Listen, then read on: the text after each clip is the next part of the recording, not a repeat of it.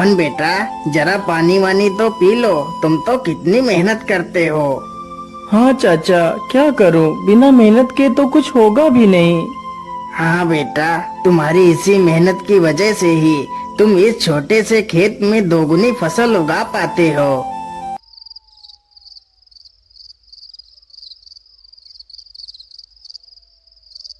मोहन अपने बूढ़े माता पिता के साथ ही रहता था।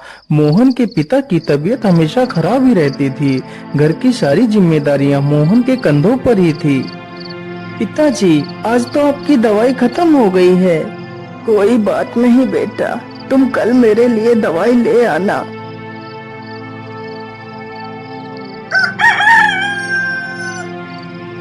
मोहन सुबह उठकर अपने पिता के लिए दवाइयाँ ले आता है। माँ, मैं पिताजी के लिए दवाई ले आया हूँ। आप पिताजी को दवाइयाँ समय से खिला देना। हाँ हाँ बेटा, मैं तुम्हारे पिता को दवाइयाँ खिला दूंगी। माँ, आज तो मौसम कितना अच्छा है। मैं आज ही खेत में बीज बो देता हूँ। ठीक है बेटा, जैसा तुम्हें अच्छा लगे वैसा ही करो। मोहन तुरंत ही अपने बैलों को लेकर खेत की तरफ निकल पड़ता है।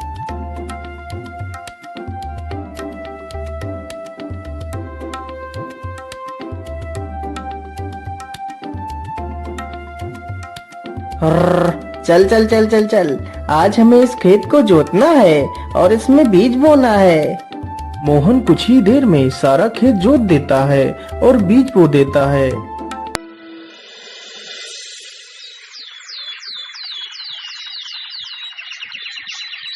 कुछ ही दिनों में खेत में बहुत अच्छी फसल तैयार होती है। अरे मोहन भाई, हर बार की तरह इस बार भी आपके खेत में कितनी अच्छी फसल तैयार हुई है। हाँ मदन भैया, यह सब ऊपर वाले का ही आशीर्वाद है, जो हर बार मेरे खेत में इतनी अच्छी फसल होती है। वे दोनों आपस में बात कर ही रहे थे कि तभी काले बादल छा जाते हैं।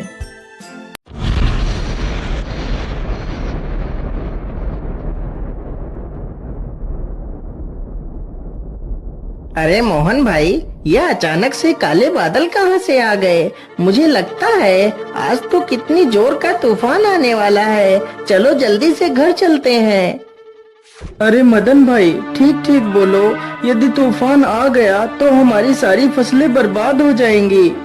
वे दोनों इतनी बात कर ही रहे थे कि तभी जोर जोर से हवाएं चलने लगती हैं और हवाओं के साथ जोर की बारिश आ जाती है।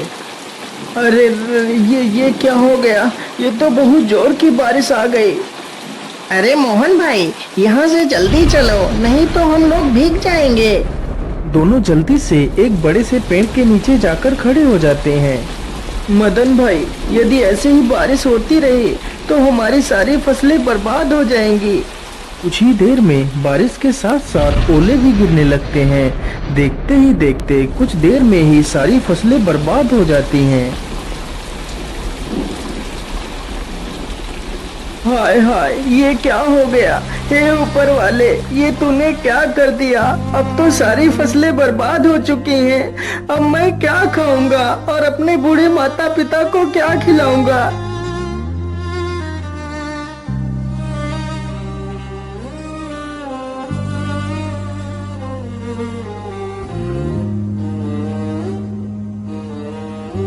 बेटा, तुम चिंता मत करो, ईश्वर पर भरोसा रखो, सब कुछ ठीक हो जाएगा।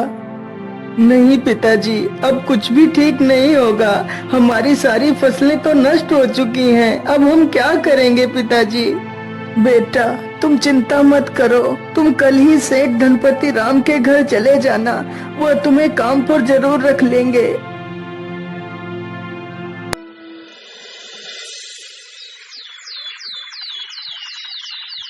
अगले ही दिन मोहन सेठ धनपति राम के पास जाता है।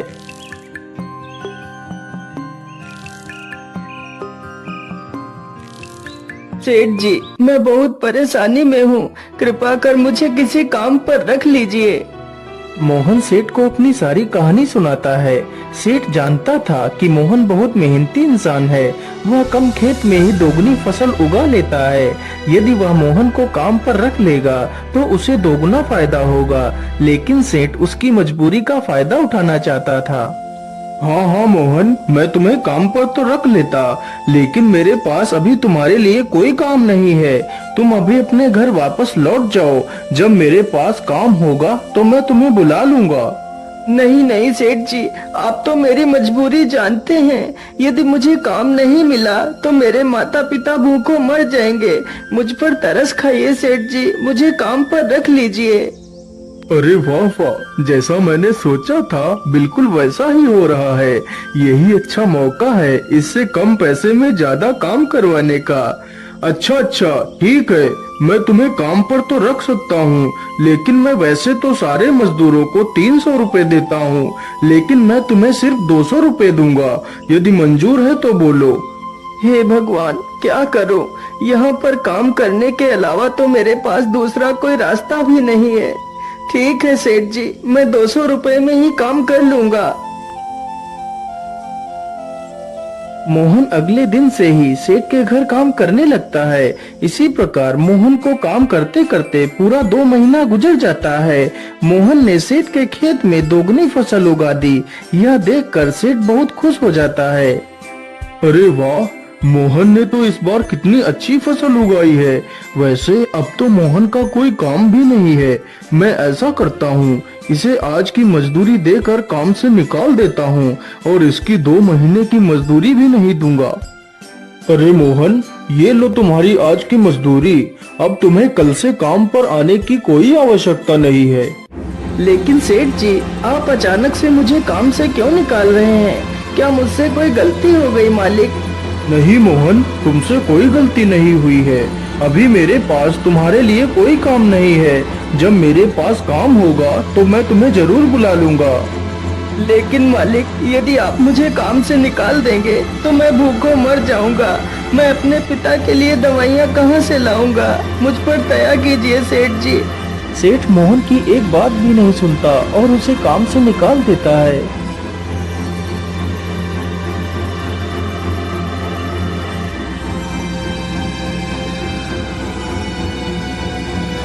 अरे बेटा, आज तुम खाली हाथ ही आए हो।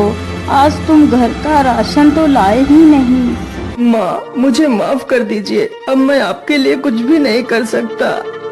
लेकिन बेटा, आखिर क्या बात है? तुम इतना परेशान क्यों हो? फिर मोहन सारी कहानी अपनी माता को सुनाता है।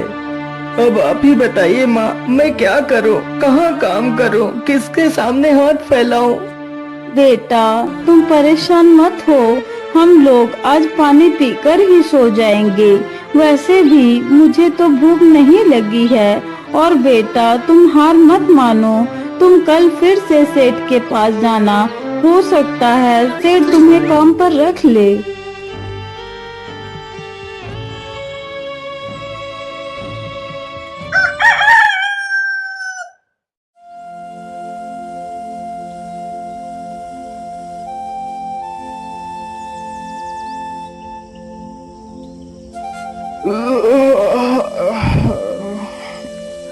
अरे सेठानी जी, आप मेरे लिए नाश्ता तैयार रखना। मैं जरा खेतों की तरफ से घूम कर आता हूँ। ठीक है, आप आराम से जाइए। तब तक मैं आपके लिए नाश्ता तैयार कर दूंगी। इतना सुनकर सेठ वहाँ से चल पड़ता है। तभी देखता है कि मोहन उसके घर के बाहर ही खड़ा है। अरे मोहन, तू इतनी सुबह सुबह यहाँ क्या कर रहा है? मालिक, मैं आपके पास ही आया था। यदि मुझसे कोई भूल हो गई हो तो उसे क्षमा कर दीजिए मालिक, लेकिन मुझे काम पर रख लीजिए। अरे मोहन, तू तो कितना बेशर्म है। मैंने तुझे कितनी बार मना किया है कि मेरे पास कोई काम नहीं है, फिर भी तू मेरे पास चला आता है। क्या तेरे अंदर कोई शर्म लिहाज नहीं है? मालिक, मुझे शर्म तो आती है, लेकिन जब मैं अपने बूढ़े माता पिता को पानी पीकर सोता हुआ देखता हूँ तो मुझे यह अपमान कुछ भी नहीं लगता। लेकिन मैं तुझे कोई काम नहीं दे सकता। चल भाग यहाँ से। इसी प्रकार कई दिन गुजर जाते हैं। सेठ मोहन को भला बुरा कहकर भगा देता है, लेकिन सुबह होते ही मोहन फिर से काम मांगने के लिए सेठ के घर पहुँच जाता है। लेकिन मैं तुझे कोई काम नहीं दे सकता। चल भाग यहाँ से। हे भगवान, मैं तो इस मोहन के बच्चे से परेशान हो गया हूँ, लेकिन यह तो सुधरने का नाम ही नहीं ले रहा। मैं ऐसा करता हूँ, कल सुबह होने से पहले मैं यहाँ से कुछ दिनों के लिए अपने रिश्तेदार के घर चला जाता हूँ, तभी मैं इस मोहन से अपना पीछा छुड़ा पाऊंगा। सुबह होने से पहले सेठ और उसकी पत्नी बैलगाड़ी में बैठकर वहां से चले जाते हैं।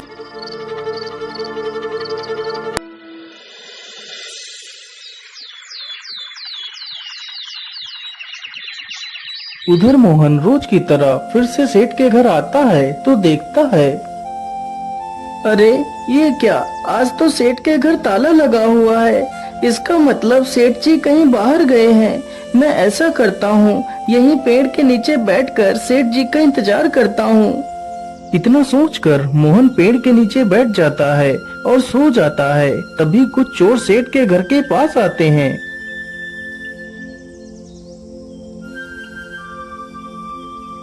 अरे लल्लन, आज तो यह दुष्ट सेठ है भी नहीं। आज अच्छा मौका है, चलो आज इस सेठ की सारी तिजोरी खाली कर देते हैं।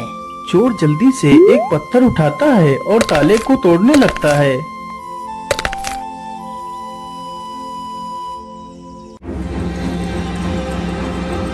अरे ये शोर कैसा, ये कौन है? मुझे लगता है ये तो कोई चोर है। अरे रुक जाओ, तुम लोग ये क्या कर रहे हो? तुम सेठ के घर का ताला क्यों तोड़ रहे हो? अरे बेवकूफ, तुझे दिखाई नहीं देता? हम लोग चोर हैं और यह ताला हम लोग चोरी करने के लिए ही तोड़ रहे हैं। चल भाग जा यहाँ से। अरे नहीं नहीं, मेरे रहते हुए मैं तुम लोगों को चोरी नहीं करने दूंगा। अच्छा, तो तू हमें चोरी करने से रोकेगा? रुक, हम तुझे अभी मजा चखाते हैं। इतना कहकर सारे चोर बेचारे मोहन पर टूट पड़ते हैं। चोर चोर, कोई मुझे बचाओ, नहीं तो मुझे यह चोर मार डालेंगे। मोहन की ये आवाज सुनकर गांव के कई लोग वहां पर आ जाते हैं। तभी वह सारे चोर वहां से भाग जाते हैं, लेकिन बेचारा मोहन काफी ज्यादा घायल हो जाता है।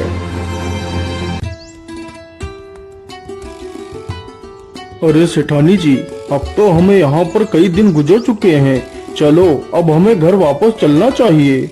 इतना सोचकर सेठ और सेठानी दोनों अपने घर के लिए निकल पड़ते हैं।